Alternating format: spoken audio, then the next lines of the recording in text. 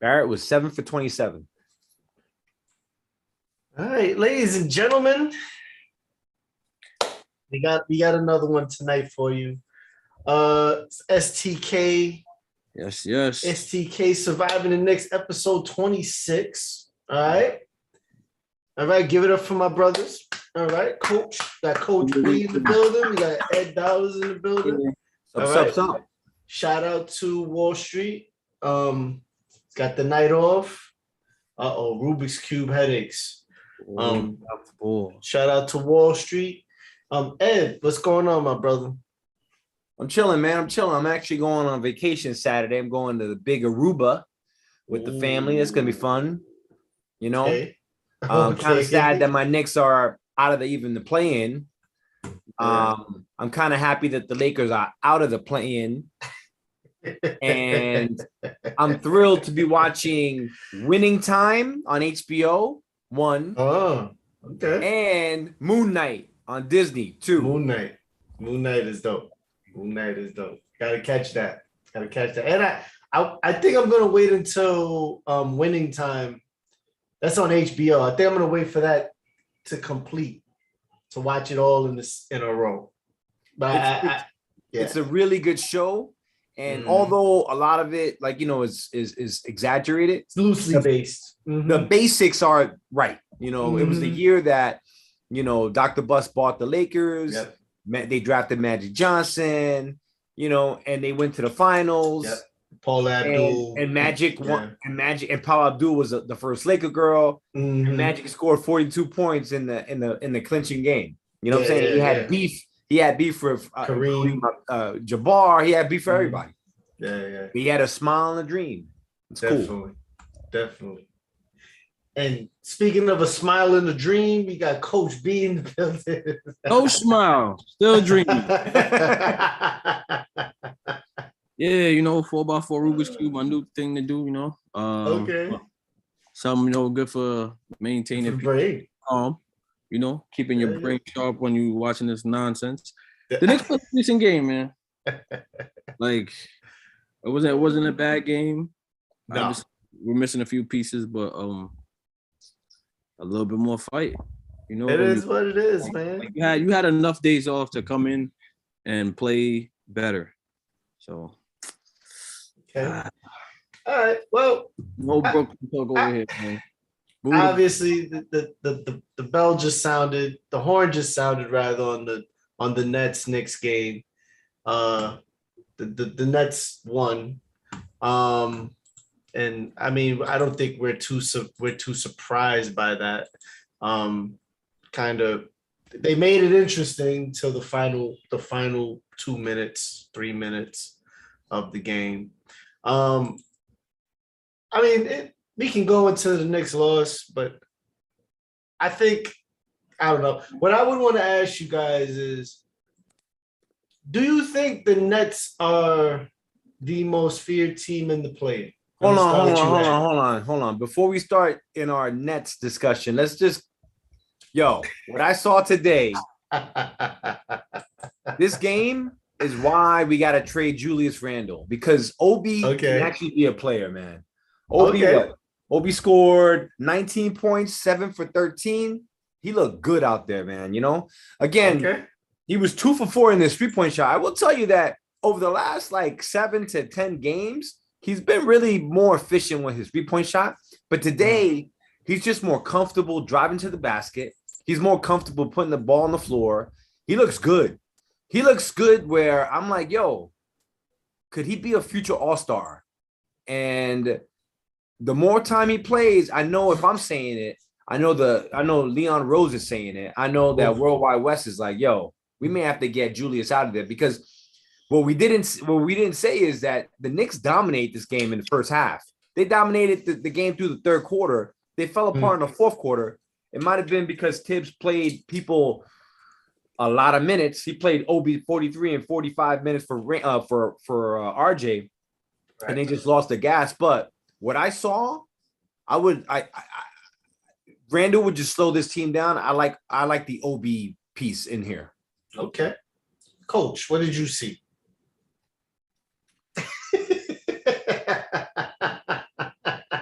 Come on, coach. Yo, come on, coach. The Knicks are gonna nick, man. They do everything well in the when they start well, and then first half looked like they were running away with it. Third quarter, they let the runs go. Tibbs called the timeouts, but like it didn't help. Like you called the timeouts early, but the runs really never stopped. And it's like you call a timeout to make adjustments, to like keep it competitive. And they just cut the gap so easy in the third, like it was annoying. Jericho had a good game. Jericho had a good game. Quickly, I think this is the one we needed more than the other two. Like I understand that he played well, in the past, in the last stretch, but we needed a good game for him today, and he didn't show up. Unfortunately, 1 for 6 from 3-point range, like, minus 15. Like this is the marquee matchup. Everyone's talking about Quickly being a starter. Yeah, Quickly should start, and look what he gave us. And Burks he did what he usually does. Like you can't get mad at what Burks gives you because can't get mad at him for majority defensive purposes. Can't get mad at him. He's just out of position. So it's like Ed, you mentioned it, earlier before we went live. Like RJ shot the ball a little bit too much. Like I'm okay with that, but it's like when you start out for like 5 assists at the half. Like you got to be able to get things off the ball, a lot easier. Like you shouldn't have to dominate the ball to continue to make an impact felt. And it's like he missed a couple catch and shoots, and Obi did great. But overall, I wanted this one. I wanted to play spoiler. I wanted it to be, spoiler alert. Like we got them on their heels when they got to go the rest of the way. So like, boo to Brooklyn. I no comment on anything Brooklyn tonight. And shout out to KD and Kyrie. Like I do like their offensive games, but other than that, man. Now back to your question, Heck. Well, before we even do that, before we even do the Nets, I like your point about Julius. What do you guys think you could get for Julius in the offseason if that is the move, if that is the plan for the Knicks' future? I am not thinking like I'm not hoping on a star, I'm not like having fairy tale dreams or nothing like that. Like realistically, I don't know what team wants Julius Randle. Like a ball stopper like that who's immature and can't fit into a place that he had such a great season last year. Like I don't know, man. Okay. You know what? I can't say that, right? I mean, he's a ball stopper because he was improperly cast as the number one option for the Knicks. You know what I'm saying? He was the main go-to guy. And although he had a terrible year this year, he still led the league in scoring. He still led the Knicks in scoring, rebounds, and assists. I mean, the guy is skilled. What he needs to be is a little bit more. He needs to be more New Orleans Randle than, third year Nick Randle. You know what I'm saying? He let us in all those stats because we're young, man. Like with more talented veterans and like a more free flowing offense, he wouldn't have let us in all those stats. But because he's such a bully and Tibbs picks this man to ride until the sunset with, like that's why he let us in those stats. But my bad. I think that we can get okay value from him. You know what I'm saying? I think we could get we could definitely, obviously someone's going to try to, they're going to inherit a reasonable contract because he's going to make what? Like $100 million over 4 years. So he's making like $25 million a year, which is what he's probably worth, especially in today's market. Right. What can we get? We'll probably get like an overpriced role player for him. You know what I'm saying? And we may have to give up a draft pick to move him. So the question is OB worth it? Is OB worth us moving Randle? Is OB and RJ's development worth moving Randle, or should we just hold on to Randle for a better deal? And I think they are, man. The last like 10 games, and Randle's been playing. Look at this dunk that OB did. Like the last 10 games that OB's been playing, and he's been playing more. I mean, he said in an interview, he's like, there's nothing better for development than actually playing.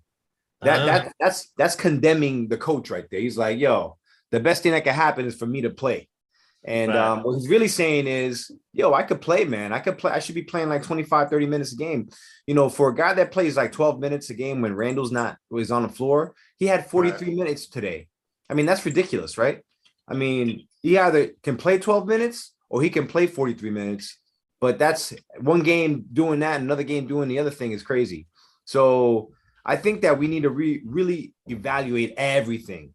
And we didn't make the play-in. We're the 11th seed in the Eastern Conference, and we basically brought back the same gang. So it's not working. And the East got better, and we didn't get better with it. So we need to do something different. Okay. Yeah, I would hope. It sounds like the reality is that you're gonna give up more to get Julius. I mean, you're gonna give up more to get rid of Julius than to keep him, and maybe do you think that's because of his antics during the season, as well as his play, or do you just feel like the league doesn't have a place, or there isn't enough value on him? His style of play makes him a solid, like, great six man, you know? Like, at this point, understand that you want to dominate the ball, you know, you could do that with the second unit, especially when you got 2 or 3 stars that are going to dominate the ball. So there's only I can't think of another star outside of Curry that really doesn't have the ball in his hands as much and is still very highly effective. Like, everyone has to get the ball and go coast to coast. Everyone has to set up on the post or on the wing, like mid post or wing, and like do their thing. So if Julius Randle's not going to be comfortable doing that here, he won't be comfortable doing that anywhere else. So, like, if we could keep him and have him play the bench role, that'd be perfect. You know? And then I thought you were wishing tonight. It's realistic because he's on the roster already. Like, it makes sense. The problem is that we're looking at Julius in a bubble, yo. Like, this is the New York Knicks. He plays in the New York market where people evaluate every single move. This isn't Charlotte. This isn't Ohio. This isn't even Atlanta, where people like they get to the games late. They sparingly look at the teams. There's like I love STK, and I'm ride or die for the Surviving the Knicks podcast. But we're like one of like 50 podcasts that feature the Knicks. Right. You know what I'm saying? Like, the Knicks is one of the beloved franchises in the world, and he happens to play for it. So there's a big glass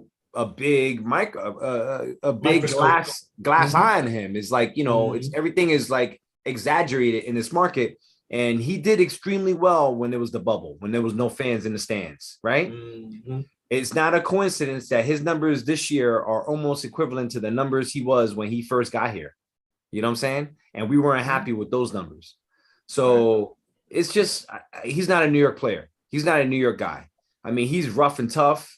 What adored us, and I said this last week, was his hard work. He got paid. He let off the steam a little bit, and we needed that. His defense, his three-point shooting, all that stuff kind of suffered, and his antics, like his angriness. He's a bully. His demeanor. He's become a bully. Yeah, it left a sore spot for us. Now, are there other teams that require that? There's a ton of teams that need that kind of stuff. Portland, the Clippers, the Mavericks. There's a whole ton of teams. There's playoff teams that can use him.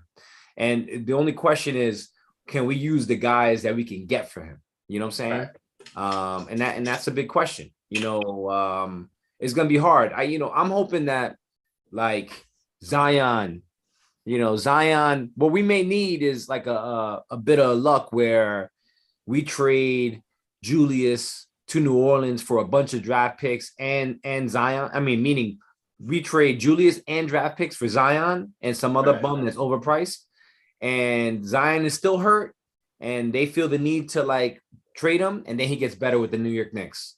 Like, that kind of stuff would be perfect. Yeah, but it's gonna be a hard trade, man. I mean, it won't be as hard as we may think. It's just that whatever we get in return may not be exactly. It's not gonna be of equal value.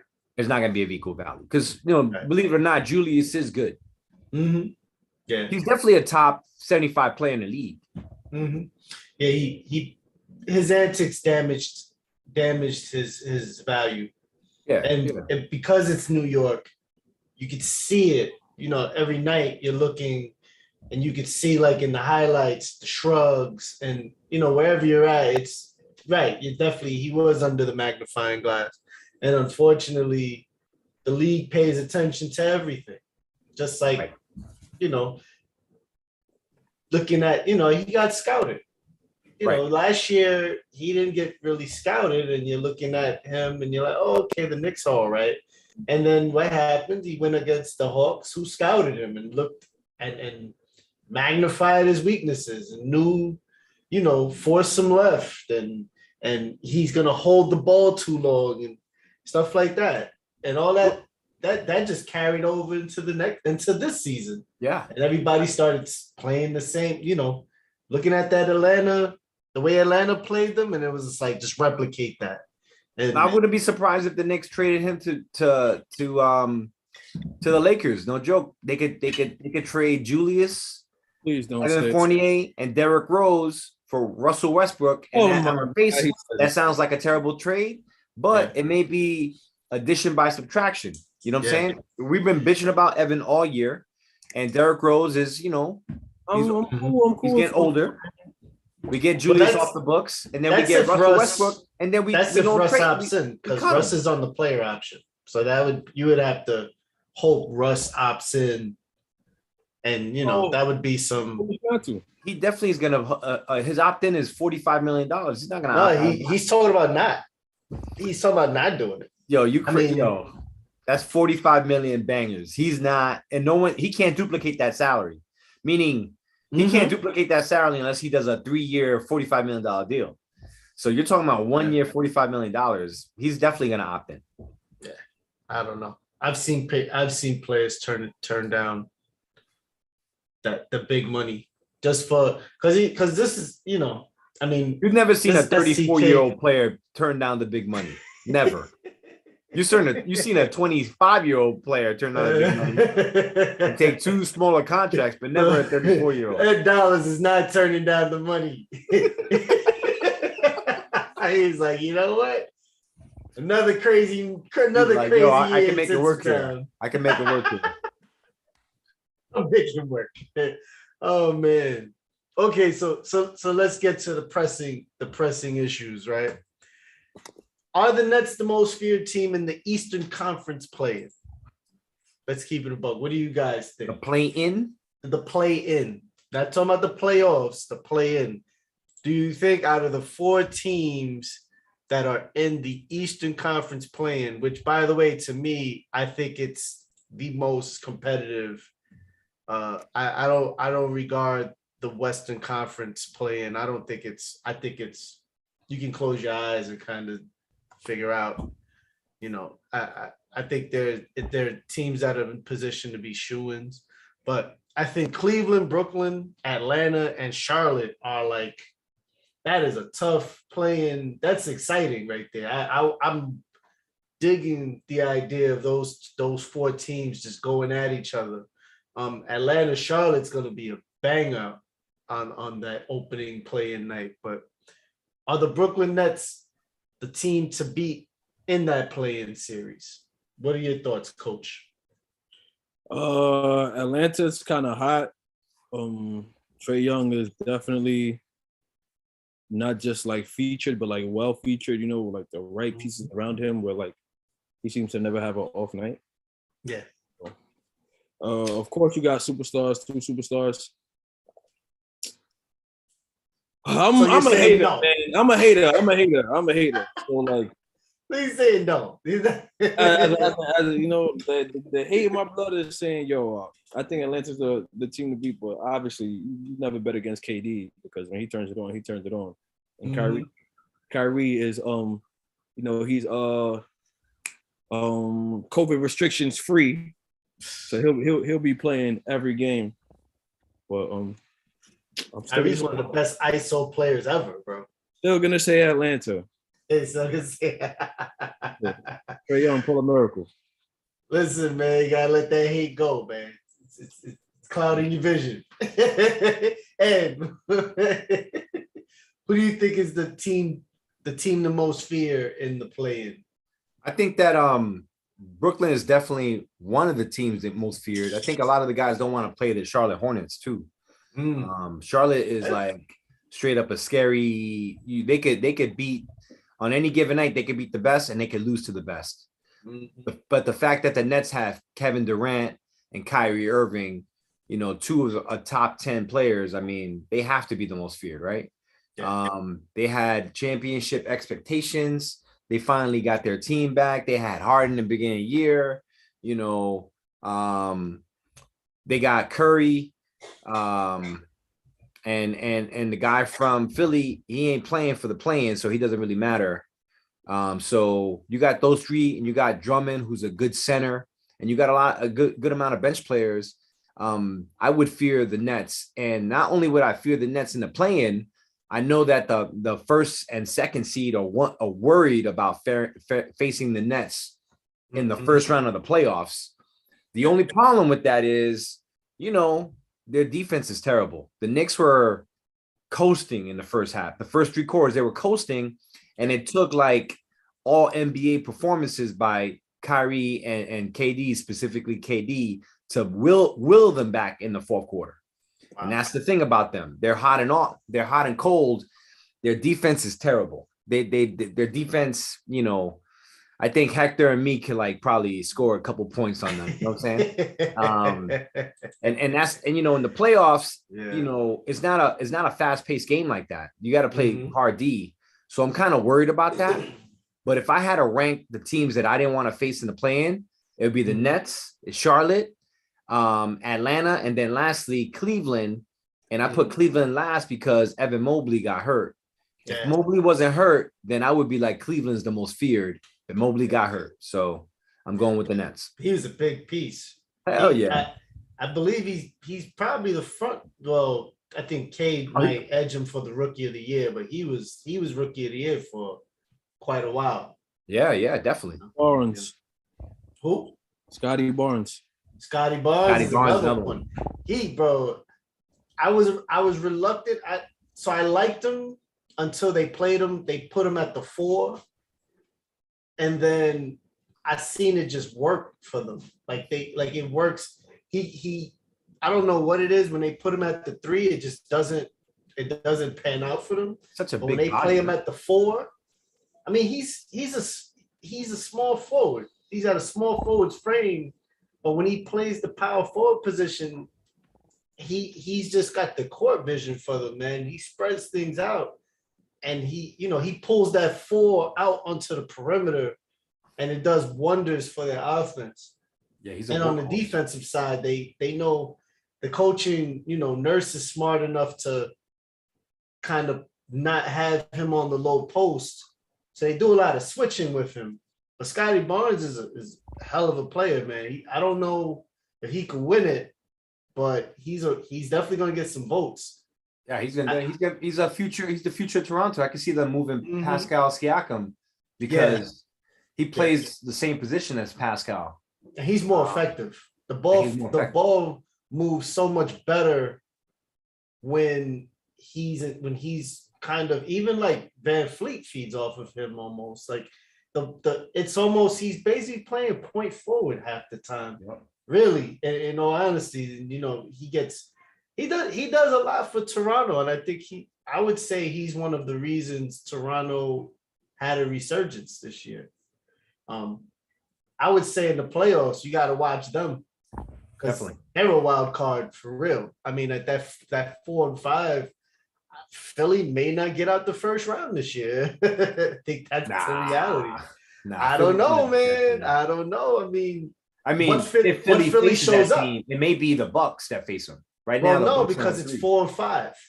4 and 5 plays each other in the first round. So who's won? Miami. Then it's Boston. Philly. Oh, it's Miami, Boston. Miami, Boston, Milwaukee, Philly.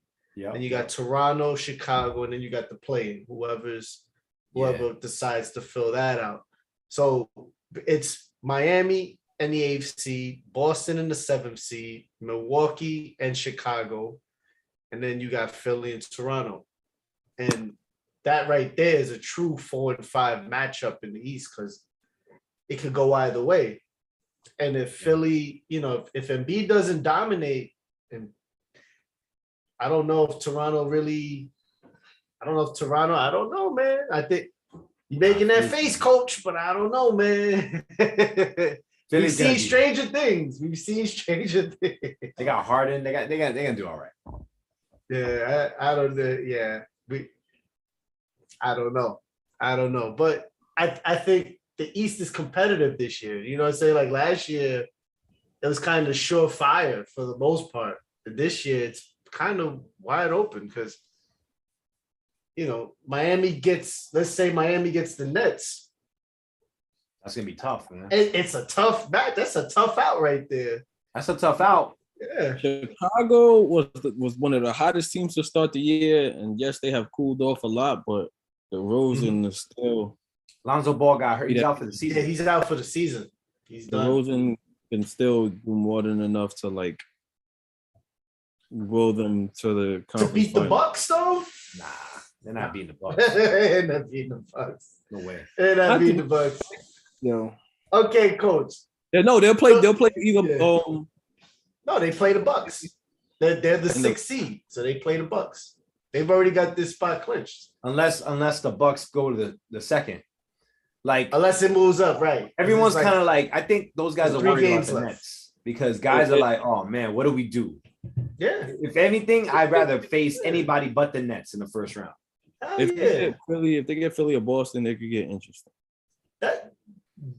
Listen, the Nets are built to upset, man. You got Kyrie on one side and Durant on the other side. Yeah. That's a headache, man. That right there. You slow the game down. Kind of prompts you, kind of gives you the momentum. You get past Brooklyn, you can see anybody to me. And that's the perfect starter for Miami. I think that's probably why they're favored to make the finals. Because Miami. Miami's favored to make the finals right now. Well, they kind of like fell off a little bit. They had infighting. Spoelstra got mad at Butler. He's about to fight. Threw a clipboard at him. About to duke it out. Haslam too. Haslam jumped in for Spoelstra. They made up. That's that culture. That culture is testosterone filled, and it's I actually like to see Philly. I like to see Philly go towards the Eastern Conference Finals with the Bucks. I don't know if that could happen, but I mean, is Embiid's always going to bring his A game. It's whether the other guy is going to bring his A game. You know what I'm saying? Like, well, traded Harden for shows him, up. and they traded for Harden, and he's been not looking himself. He's still okay, but are you? The question is, do you want to commit $200 million for the next 5 years when he's going to be entering his not peak period, his past 33 years, and he's not playing to a superstar level yet. Mm-hmm. So this is a big indicator as to who he is, man. If he kind of like shrivels up in these playoffs, then he's just that guy. He's never going to make it big because he's never made it big. Harden stat-wise has better career statistics than Jordan, than Kobe, than Wade. Statistically, he will go down as the best statistically in the regular season. In the regular season, if you count like PER and of course, assists and all that shit. Because he shoots the three better than Jordan and Kobe ever did. Yeah, has higher assist numbers, but not clutch, not clutch minutes. No, not at all. And I think that's the issue. That's what's gonna always knock him down in that conversation. Not as the best ever, but if you look at the top 3 to 5 shooting guards of all time, so you want to say Jordan and Kobe are cemented 1 and 2, right? And then the conversation starts, well, who's 3, who's 4, who's 5? And, I think it's definitely not Harden. Right. Statistically, though, Dwayne Wade is better. People argue it. James People Harden argue it. Could easily be 4 or 5. Mm-hmm. Could he easily be 4 and 5? I mean, I don't think it's easy because he never did anything in the playoffs. He ain't got no nothing. He did nothing. He probably got out of the first round once. I mean, it's hard for me to say he is. Yeah. And let's keep it real. No. What has he done in the playoffs? Time out. Let's go through it. Right? On the Thunder, they made it to the finals. Right. He was coming off the bench. But that was Westbrook and Durant. He made it. He wasn't a feature player. Yeah, y'all sound like some haters right now, man. And remember, he actually cost them the finals. And they got swept. Yeah, he cost them the finals. Remember, game 1 or 2, he had that big turnover. Oh man. Okay, what did he do in Houston? Nothing. Went to the conference finals with Chris Paul. Chris Paul. Right. But did he make it or did he not make it?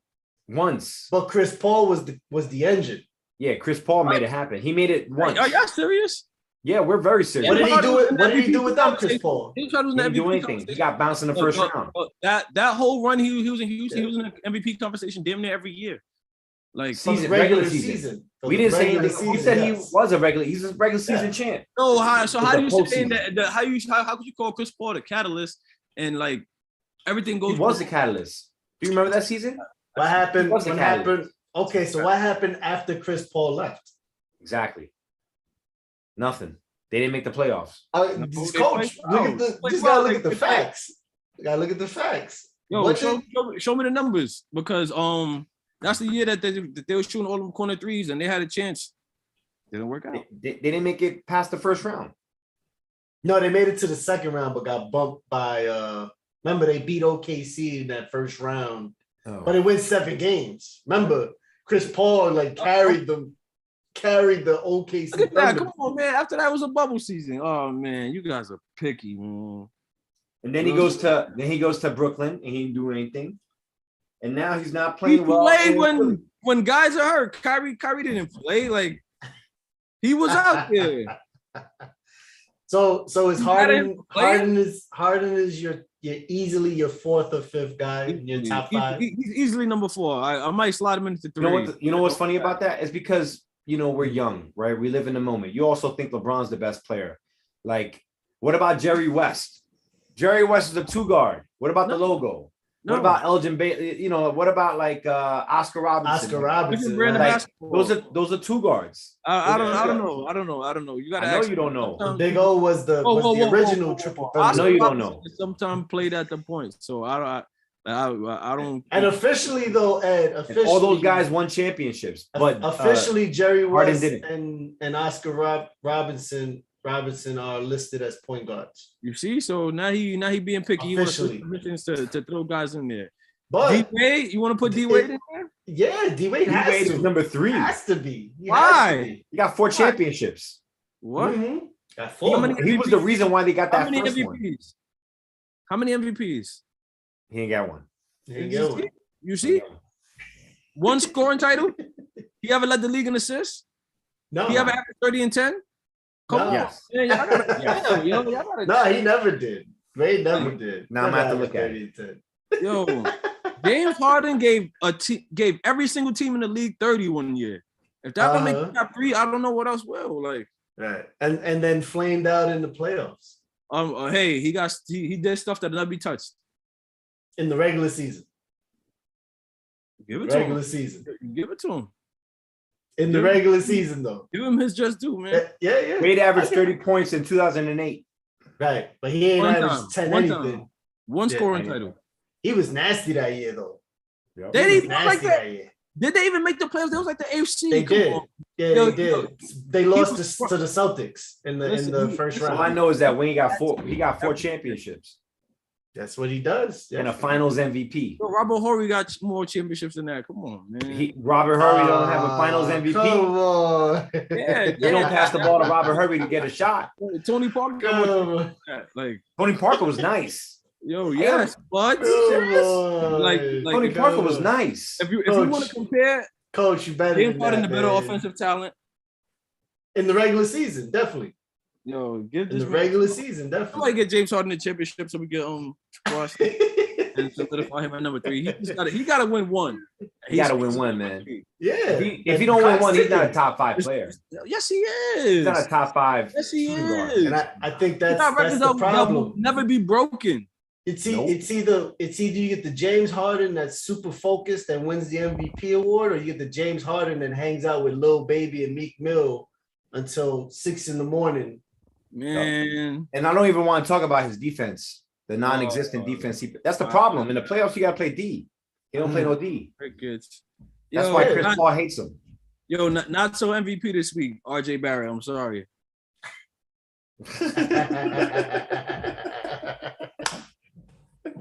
That's hilarious. He was 7 for 27. I mean, how do you shoot 27 times, man? Literally. Somebody got to shoot it. Yeah, it's true. But somebody got to shoot it. The efficiency or lack thereof efficiency is. But that's how he learns. You gotta learn on the job. Learn on the job. Remember, this is the same RJ that we were saying we want him to shoot more. Yeah. No, I know. Now he's learning. Now he's like, okay, I'm gonna shoot it. Yo, right? He's gonna learn balance. It was just like some of his shots were like, yo, why are you doing horrible? It looked horrible. Like, what are you doing? I'm watching I was watching the clips as you guys are talking. And I'm just like, oh, okay. Somebody call Chris Brickley, RJ. Like he shoots like at least 6 bad shots per game. Mm-hmm. If he cuts those bad shots out, he'll be efficient. Yeah. He be throwing some ridiculous shots sometimes. And I think he has it in him to be better. Oh, he's definitely a future star for New York. And that's the bright spot. Man. Like, yo, that's a bright Here's a question for you guys. A question on Twitter and Instagram and ESPN was going around this week. Would you trade picks and RJ for Donovan Mitchell? No. What? I wouldn't either. No. Because I think RJ could be a Donovan. Like he's great. Don't get me wrong. He's a yeah. But there's a lot of connections between Donovan Mitchell and New York. He's from upstate. He's from like Westchester, right? Something like that. He's from this town, yeah. Yeah, he's from upstate. I mean, he's a great player. Not upstate, yo. But Westchester's not upstate. Man, yo, why you New York City guys always saying Westchester's anything New York above? Upstate? Yeah, anything above Yonkers is upstate. It's the burbs of New York City. Shout out to Yonkers. Because if you're lucky, we didn't even just go straight to when you live in Westchester, you're not upstate. All right? You're not upstate. Yeah. But I will say that you ain't in the city. Why trade that for Donovan Mitchell when you could probably get him in free agency? Because the rumors got like 3 more years. The rumors are spreading. Well, not in free agency. You can wait to get him, or he's gonna ask for a trade. He's gonna ask for a numbers of how many times he passes to Rudy Gobert is crazy. Yeah. And then plus, you think about it, right? We had a conversation in our basketball chat, and we were talking about Utah. And I'm like, it's Utah. Like, we're not talking about Kobe and Shaq. It's Gobert and Mitchell. Like, they're built to be competitive, but they're not built to win a championship. So why would you give up? Yeah. Why would you? In that stat during the game, he passes to Gobert twice. Just not for assists. I'm talking about general passes in a game. Yeah, you don't like that guy, yo. A lot of people don't like Gobert though. He's not well liked in the league. Period. He must be a fucking dick. That's what he is. Well, he must be one of those guys. It's like, yo, he gave the league COVID. He gave the league COVID. Thank you, coach. Thank you, coach. So I'm trying to tell people. Yes. I get called the Gobert hater because I pointed out that fact. And I'm like, no, he did that. Like, oh man. Yeah, I mean, I think Donovan Mitchell's a great player, but I'm not trading RJ for him when you could work something out to get him. You'll get him eventually. You know what I'm saying? It's I don't think Donovan Mitchell, he's a great player again, but I don't think he's somebody. If you trade RJ, it's just. He doesn't propel it. Yeah, you know what I mean? He's like a piece. Well, the thing is about that is, and I agree with you, right? I wouldn't trade. I think that RJ is Mitchell in a couple of years. But let's say we traded for Mitchell. He's on a max contract, and then we give RJ a max contract. That's it. We can't give any more maxes. And those are 2 guys. Right. You think those 2 guys can really do damage in the league? Yeah. I don't know. Yeah, I think it's possible.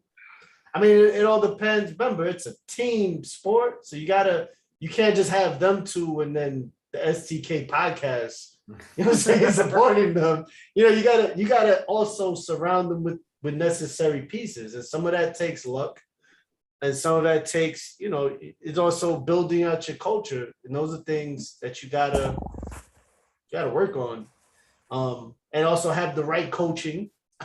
By that time, we talk about the Knicks. A lot of the question marks is dealing with the coaching. By the way, today the Knicks said that everyone's happy with the coaching and that Tibbs is definitely coming back next year. Breaking our heart. That was today. Breaking our heart. Who's these people? Who's these people, Ed? Adrian Wojnarowski said that. Hey, but who are the people that like the coaching? Allegedly Leon Rose, man, because he has an affinity towards Tibbs. He was his first client. Oh, God. He was Tibbs was his first client. You know what I'm saying? He made Leon Rose in a sense. Him and I just did the coach side. This is the coach side. We're done, man. Look at forking us, ladies and gentlemen. We are done. Cancel next season. All right. I just did the coach side. Start scalping your season tickets. Already. Like, just put them on StubHub. Yeah, this was a pretty disappointing season, man. Yeah, the only team that had a more disappointing season was the Lakers. Yeah, I don't think that statement matches the optics. To be honest with you. I mean, do you agree? I don't think it matches the optics. I mean, we each saw games in person this year. And even though you saw a winning game, we all saw winning games, but the game me and Coach saw, it was just like, they were up, and then the last 2 minutes, they almost gave the game away. And it just didn't look, it wasn't a great product to really watch. And I mean, Obi's finally getting playing time, and it's like, I don't know. Like, I mean, you waited all the way to the out of the playoffs to start playing the young guys, and it's like, I don't know, man. I don't know. I'd like to find out who were the guys that actually said that. Well, he's back. Yeah. Yay. Quickly, because we know Ed Dollar's gotta go prepare for his Aruba trip. Who do you guys like in prospective conferences? Pick 2 teams from each conference that you think are gonna meet in the Final Four of the NBA. Who do you guys like? Let me start with you, Coach. What 2 teams you like in the East, and what 2 teams you like in the West? They're in our division. Like, I'm not giving no team in our division props. Like, I'm a big hater right now. Like, there's a lot of negativity fueling me because of how they lost this game. But Boston, man, big Jason Tatum fan, big Jaylen Brown fan. Like, I like the way they can separate and get shots, and definitely between those 2, Marcus Smart, and like they know how to make it work. So I think they could make it, and I'm picking it. Dang, it's unfortunate. I don't think it'll happen, but if it's a Boston and Milwaukee conference finals, that'd be dope. But they're in the same bracket. Yeah, so they'll meet in the second round. So that other team from across the bridge, obviously they have a lot of star power, and if Ben Simmons comes back, then that pushes them over the hump. And then I don't know. It's a juggle. Curry's great, but they don't seem like themselves. So I'm gonna take Phoenix. And who they matched up with? You know who's been hot and past due for a good run? Mm-hmm. Denver. Then Denver's too, man. Like they're playing Golden State in the first round. Like or right now, it's how it's looking as of right now. So yeah, give Denver a shot. Memphis is cool, but they're young. Luka Doncic, that stuff is not gonna work unless you learn how to get more people involved. So yeah, I'll go Denver Phoenix. Okay. All right. What's up? What's up, Ed? All right, to stay in the Western Conference, I'm gonna go with Phoenix because I think that they obviously have been the best team in the league so far. You know, Chris Paul had a taste of the playoffs now, not beyond the playoffs. He had a taste of the Western Conference Finals. He didn't want to stay there. Right. Booker is an MVP candidate for years to come. And they just got a great collection of role players, man, that all know their role. You know, Chris is the maestro, and Booker is the one that he's the lead guitar. But everyone knows their pitch, and everything is going very well for them. You know, Monty Williams is coaching superbly. He should win the Coach of the Year. So I definitely got the Suns doing well. The other team I got that may sneak up on people, I think, is our LA Clippers. Paul George came back. You know, they've been in the playoff hunt. This is like a slap in the face to this is a Will Smith in the face to there's a Will Smith in the face to the Lakers, basically, because without PG-13 and Kawhi, my man still had him in the playoff hunt. And now that Paul came back, and today Powell came back, and I hear that Kawhi is taking jump shots and actually practicing before the games now. I wouldn't be surprised if Kawhi comes back for the playoffs, and I think that the Clippers would be a scary, scary team. In the Eastern Conference, I got the Bucks, right? I mean, Giannis is a perennial MVP, top 3, top 4 player in the league. He's making his threes. He's making his free throws. He's way more efficient than last year. I mean, all defensive player of the league. I mean, my man he's the best player, bottom line.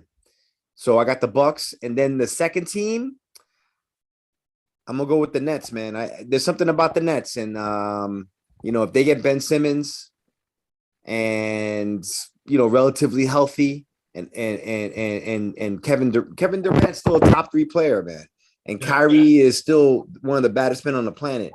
When you get 2 out of your 5 people on your team that are top 10 players, you could do a lot of things. I got those 2 going. The winners, I don't know yet. We'll talk about that next week. Definitely. Let's not give away too much. Tune in next week. Yeah, tune in next week. Yeah, obviously I'm rolling with Phoenix out west. I don't care who we play. I'm rolling with Phoenix out west. I want the Bucks. I want the Bucks just because traditionally, the team that beats you, you want to get them back. So I want to run it back. We don't want that. I want the Bucks. I want the Bucks again. I think we could definitely take them this year. But I don't know. I honestly don't know. I watched enough Miami Heat games this year to know that they are legion. And I mean, they play tough, man, and they've got Kyle Lowry's back. They're just a really tough, and especially in the clutch. That's a tough team to beat, man. Like they're not gonna make a lot of mental mistakes. I think as of late they've had some chemistry issues, but that's the path to the finals. That's the path to, that every team has that. You know what I'm saying? So you gotta have that. That's how you have character. You know what I'm saying? That not everything is kumbaya. Everybody's gonna argue. You guys are coaches. Telling me your players ain't argued not one time. You know what I'm saying? You telling me them girls ain't like arguing with each other over why your daughter gets too many shots? Why is she They're like, nah, that ain't. I see your daughter as a bully. I look at her, she's a bully. Yo, I can see. What's going on here? I got a funny story for you guys.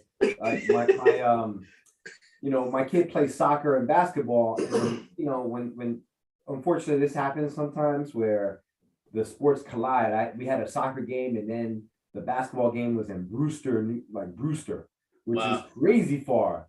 So we got to the basketball game in the second half with like 12 minutes left, and she sat down. And the coach only put her in the last 4 minutes, and I'm like, we just drove like 50 minutes to get over here, man. You don't even understand. I'm trying, bro. You gotta put it in the last 4 minutes. This is the talent. I'll be honest. Like, no warm up. Like, it's tough, but. Yeah. Coach, are you making that decision? If your best player makes it late, are you sitting them, coach? We gotta have that communicated way before. Like, a long conversation. Like, literally, it's not, we're coming late. Now I need the details. You gotta have a good bond. You gotta have a good bond and have some understanding. No doubt. Well, fellas, this has been a great show. Ed, safe travels. You know what I'm saying? Definitely holler at you when you get back. I won't be on the pod next Wednesday. I'll be flying back, but we hold it down. You know what we didn't talk about though? What you want to talk about? Sign off. The Lakers. You want to talk about them? the death of the Lakers. They didn't make the play-in. Yeah. Yo, somebody posted LeBron, Jordan at 37 made the playoff, and LeBron at 37, and the super team. Yeah. Okay. LeBron went for his this year, yo. He's gonna win the scoring title. There's a bunch of trash players. I think that's why he's sitting out. He's only gonna play the games that he needs to. I'll take the next game off, and then if somebody's catching up to me, then I'll play the following game. But check this out. The Nick link is, people are really down on Anthony Davis, and they're like, should we trade Anthony Davis for Julius Randle? Hell yeah. Why not? Why not? It's 50-50, right? What do you got to lose? Somebody who plays for somebody who doesn't play, I guess. Exactly. Julius is always there playing. And what if Anthony Davis is actually healthy? You know what I'm saying? Like, you listen, you get that 50-50. Trying to sell me a dream, man. I'm not in the mood for this. Damn. Just saying. Listen, I think the Knicks have a lot more upside than the Lakers, because the Lakers, all their picks are gone for the next couple years. The Pelicans are cashing them shits in. Oh, Pelicans are the happiest team on the planet. Exactly. And the Lakers, when's the next time they have a draft pick? In like 2026? 29. 29. So you figure the only way the Lakers avoid the iceberg. Maybe 26. You might be right. Yeah. The only way the Lakers avoid the iceberg is number one, you hope Russ opts out, does not opt into his option. And then you got to figure out, just from the salary cap relief, who do you trade? Do you trade AD or do you trade LeBron? Yeah. And right now, LeBron is the guy you keep, to me. Yeah, I mean, he's the new Showtime. Also, their like front office isn't savvy. They don't have a lot of savvy players. Whenever LeBron switched teams, he left his former team in shambles. And kudos to Miami, kudos to Cleveland. They really rebuilt themselves better than ever. Mm-hmm. Like the Lakers went all in on every decision that LeBron wanted. They got AD, who's always been hurt. They won a championship though. Mm-hmm. And they traded a bunch of Kuzma and a bunch of other players for Russell Westbrook, and that didn't work out. And now, because of the money, it's going to be hard to trade him. And now some of the players that they currently have, like Malik Monk and some other players, they're going to have a payday. So they're not going to stick around at the Lakers. No. So now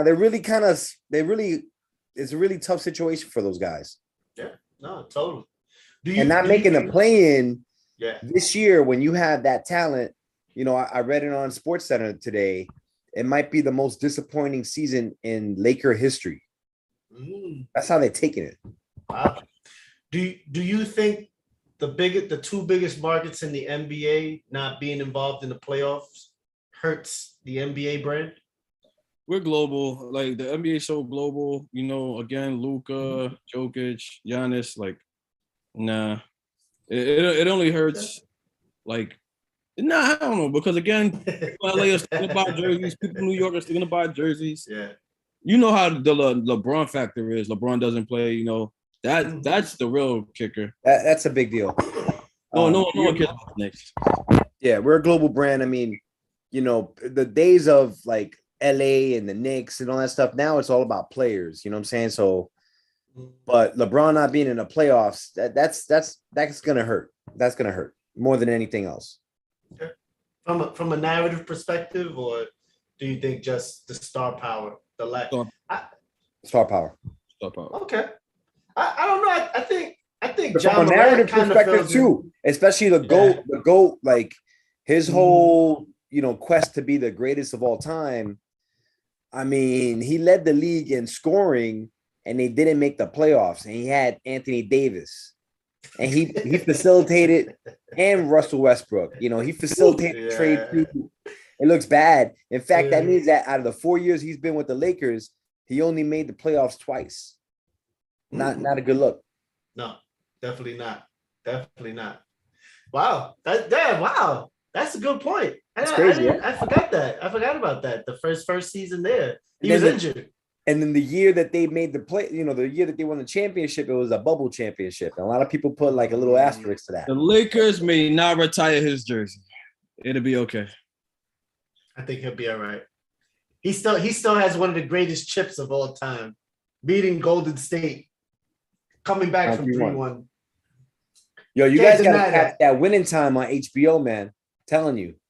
Listen, I'm reading like the clips, the clip notes after the episodes, and I'm because I'm definitely like you. I'm a historian to a certain extent, and I know that like I've read the history of the Lakers. You know what I'm saying? And so when I read like how they kind of like overdid certain narratives within that, I'm just like, oh, okay, like I'll just watch it all in one shot. Nothing crazy. And back to your point, what got me thinking? I forgot how great Magic Johnson was. I've been going back to YouTube and checking out his game. How could you? Magic was. I mean, best point guard of all time. That's the point guard. Yo, his game. We look at LaMelo Ball and we're like, wow, look at LaMelo. I mean, Magic was LaMelo times 5. Magic was amazing. The shit he did with the he was 6'9", the speed he had, and then the flamboyant passes. He was flamboyant out there. Like I watched his greatest videos, and then I watched the finals game where he scored the 42 point. I mean, he was. There really hasn't been a point guard like him since, actually. No. And he's not without flaws either, because they ended up beating Philly, I think, in his first year, but then the second and third year he had struggles. He had his knee. He had the knee injury. The team was kind of against him because of his relationship with Dr. Buss. Boston getting through, trying to get through to beat Boston. Larry Bird on the other side, where everything was hard work on, that was the narrative for Boston. And I mean, there was a lot of things that he had to get through to become, he's the greatest of all time. But if you look at the actual history, yes, definitely. He had his trials and tribulations just like any other player in the NBA. And I think what separates him though was that he got instant success that first year. Yeah. And that's the difference. Like a lot of guys, they go into different situations. There weren't as many teams back then. So the fact that the Lakers, who previously went to the championship, got the first round draft pick, and the fact that it was Magic Johnson, and the fact that the coach installed like this new wave of thinking, motion offense and run and gun. That was Pat Riley. No, it wasn't Pat Riley. It was Jack McKinney. Pat Riley was the third coach that continued that offensive strategy, but everything was, and then you had this owner that just bought it and was thinking about entertainment and Showtime. So everything was perfect. And then you had Magic, who was just magical out there. Yeah. It was a perfect situation. Yeah. And let's not forget, he did have Kareem Abdul-Jabbar. Yeah, he you did. know what I mean? Like, you know, like it doesn't. But once you see that show, you're gonna see that yeah. there was some tough times overall because Kareem was, 32, 33 at the time. He didn't want to go run and gun, and he was like, "Why would I need a running gun? I'm the post guy. Just throw it to me. I'm gonna make my 30 and 10." And there was a lot of discussions going on. But it all worked out. Well, they all again, because even Kareem, like they kind of overblown that a little bit because you got to sell the show. But Kareem was middle ground, and he did, Magic went out of his way to kind of try to appease Kareem, and Kareem was just like, "Yo, listen, okay, like, cool, whatever." Like he wasn't like dissing him, but he wasn't like, "Yo, we buddies" either. And Magic wanted to be that, but Kareem was just, oh yeah, they did. They definitely did. Yeah, they definitely did. But that was the clash, and it was, I mean, Magic was this wave that you just, he was smiling all the time. He's on the break, a 6'9" guy doing behind no look passing. One of my favorite passes of all time from Magic Johnson was the one where he spins the ball in his hand and he makes the defender just doesn't know what the hell to do and just goes for the fake anyway. And he brings it back and whips it to, I think, Norm Nixon or somebody. And it's just like, oh my God, like, only like, only short guys were doing that. Isaiah Thomas and, those guys were doing stuff like that. Yep. But so yeah, Magic is the greatest at his position of all time. I can never forget that. You know what I'm saying? But then with Magic, you gotta have Bird in that conversation. And again, I gotta say, Bird was in the Black Barbershop. His pictures was up there. I remember growing up and dudes was like, I got the jumper like Bird, you know what I'm saying? And Bird got his respect, man. That was, everybody credits Jordan, but really it was the Lakers Celtics rivalry. Yeah. That brought it to the forefront. Magic and Larry, yeah. They brought the NBA back. NBA was like soccer. You know how soccer is like, even below that, it's like lacrosse and shit. Well, like there was a lot of there was the Coke era, and you had just players being paid money, and it just it was a product that was taken for granted. Seemed like a hobby. Yeah, like dudes were just showing up, and it was just like, okay, I'm gonna get my check and I'm out, and then dudes were getting high, and it was Coke ran rampant in the late 70s and early 80s. And luckily for the Lakers and the Celtics, that kind of, and then drafting a young kid out of North Carolina named Michael Jordan, he just carried the torch. And he had the great narrative. He had to get through Detroit Pistons, the bad boys, and you had the good versus evil narrative, and he carried that. He carried it, and history's where it's at now. We have a great product now that is, to me, just as popular as soccer worldwide, if not. Very true. Agreed. Man, great show, y'all. Great show. I appreciate y'all. Definitely check out that show on HBO. It's only $14.99, y'all. Come on. Yo, we do everything on STK. We review shows. We talk about sports. I mean, we do sandwich reviews. Yo, we're doing everything, man. You need some work on your house, we're there. Listen, man. We gotta shoot something at the crib, bro. We gotta the dinner. We gotta do something for the dinner. We'll do it at the dinner, man. Coach, you gotta go because I want to see you on the machine. I want to see you shooting on the machine. gotta have the. Yeah, I'm gonna put Coach through a workout. We're gonna put him through a workout. We're gonna do, and I got one of those Dr. Dish. Gotta bring my gear now. Where it goes around the court. And Story's no joke. I can have it go fast too. We're gonna do one of those fast ones. See who makes the most. Listen, man. I'm telling you, Ed Story's no joke, man. She's not as young as I look. Baby Mamba. Don't listen, man. Don't, because listen. She's super competitive. She gave me the death look, and I'm like, I like to add like, yo, what's going on? He's like, nah, don't worry about it. She's fine. Don't worry about it. And I'm like, yo, she just stared at me for like 30 seconds. I was like, yo, hey. That's hilarious. Cousin Hector. All right, boys. Yo, last word. Easy. Knicks are moving up in the lottery, man. We moving up in the lottery. Top three. I thought you weren't wishing anymore. No, this is a fact. I just saw right now. Like we got to be top 4. Really? Yeah. Okay. I think next week we can talk about that. We can finally have the draft show. We can talk about that a little bit because I don't shout out to Kansas, North Carolina. Shout out to Kansas. They almost had it. Kansas. Dude, very disappointed in Duke, but yeah. Shout out to Kansas. Shout out to St. Peter's. Shout out to St. Peter's, who NCAA. a true Cinderella this year. Solid tournament. Did you play against them? Did any of you guys play against them? Shaheed Holloway?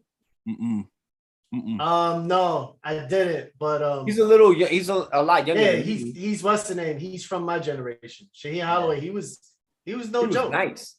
Yeah. Him and he's one of them legends, one of them street ball legends. Yep. And one of like the early before the AAU, it was, I forget what it was called, but Shaheed Holloway was like known in that circuit. He'd pull up, him and his teams, they'd pull up, and they would know. Got a certain grit. He's got a certain grit that he exudes, and he makes his players exude it. Yeah. All right, boys, I gotta roll. Yo, easy, y'all.